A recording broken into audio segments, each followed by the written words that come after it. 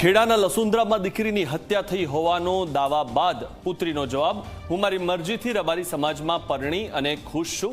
પાટીદાર આગેવાનો રબારી સમાજ પર કરી રહ્યા છે દબાણ. ભારતીય શેર બજારમાં મંદીનો માર યથાવત. સેન્સેક્સમાં 1831 પોઈન્ટનો જોરદાર ખડાકો, તો નિફ્ટીમાં પણ 582 પોઈન્ટનો ઘટાડો નોંધાયો. સોના ચાંદીનો ભાવ પણ તૂટ્યો.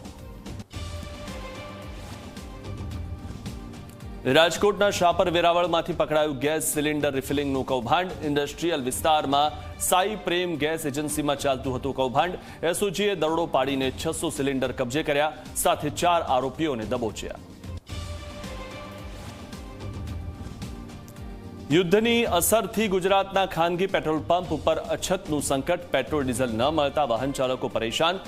સમયસર સપ્લાય ન મળતા સર્જાઈ સ્થિતિ. ભાવનગર શહેરના અડોડિયાવાસમાં ગેરકાયદેસર દબાણો પર ફરી વળ્યું બુલડોઝર. પોલીસ બંદોબસ્ત સાથે તંત્રએ કરી કામગીરી. ગેરકાયદેસર પ્રવૃત્તિઓ ધમધમતી હોવાની ઉઠી હતી ફરિયાદ.